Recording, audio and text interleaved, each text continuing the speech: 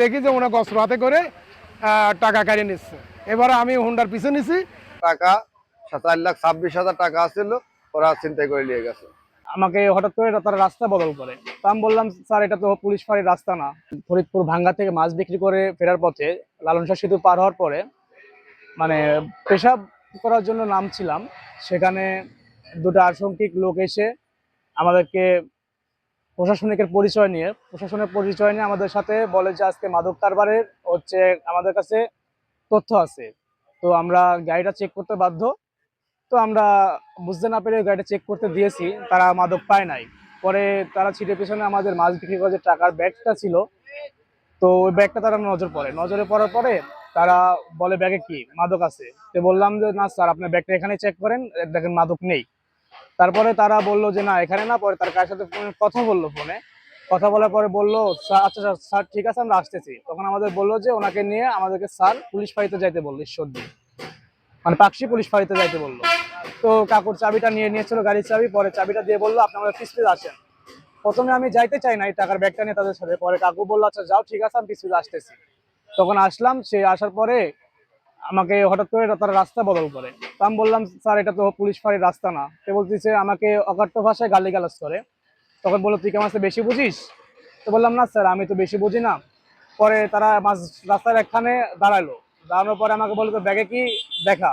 তো বললাম না স্যার আমি দেখাইতে পারবো না, আমাকে পুলিশ ফাঁড়িতে নিয়ে চলো, আমি সেখানে খুলে দেখাবো। তো তাছাড়া আমার কাকুকে ফোন দেন, সে যদি বলে আমি দেখাবো। তো তারা বললো আচ্ছা ঠিক আছে পুলিশ ফাঁড়িতে চল। তারা হঠাৎ করে আমাকে টুট মিল না কি যেন বলে এখানে, হারোখালি মাঠ, এখানে এসে আমাকে হুট করে দাঁড়াইয়ে আমার কাঁধ থেকে ব্যাগটা কেড়ে নিচ্ছে। কেড়ে নেওয়ার পরে আমি আবার ওদের কাছে কেড়ে নেওয়ার পরে হচ্ছে ব্যাগ থেকে টাকাটা ওরা নিয়ে আমাকে ছুরি ধরার পরে তারাও চলে গেছে। আলহাজ মোড় থেকে আসতেছি আমি চরমিকিবাড়ি আমার গ্রামের বাড়িতে গেছিলাম। আসার সময় ফাঁকার সময় দেখি যে ওনাকে অস্ত্র হাতে করে টাকা কাড়িয়ে নিচ্ছে। এবারে আমি হুন্ডার পিছে নিছি। নেওয়ার পরে শুনি দাসুরির মুখে চলে গেছে, কিন্তু ওর মুখ খোলা ছিল। খোলার পরে পরে ওই মাস্ক মনে করেন যে রুমাল দিয়ে মুখ বাঁধেছে। এবং যে পিছে ছিল সে হ্যাংলা পাতলা ছিল এবং দুইজন ছিল এবং দেখতে খুব সুন্দর ছিল। আমি এই ঘটনা ছুরি ধরছিল, দেওয়ার পরে উনি কারাকারি না করে টাকা দিয়ে দিয়েছে। আমি ভাঙ্গায় আমি মাছ বিক্রি করি অনেকদিন হলে। আজকেও ভাঙ্গা মাছ বিক্রি করতে সকালে বিক্রি করে এদিক দিয়ে আসার সময় আপনার হলো এই রূপপুর থেকে দাসুরিয়া বলতে এই মাঝে আমি একদম হিসাব করতে নামছি। নামার পর গায়ে তোটার পর আমাকে দুজন লোক আছে সিন্ডিকেট করা হয়েছে।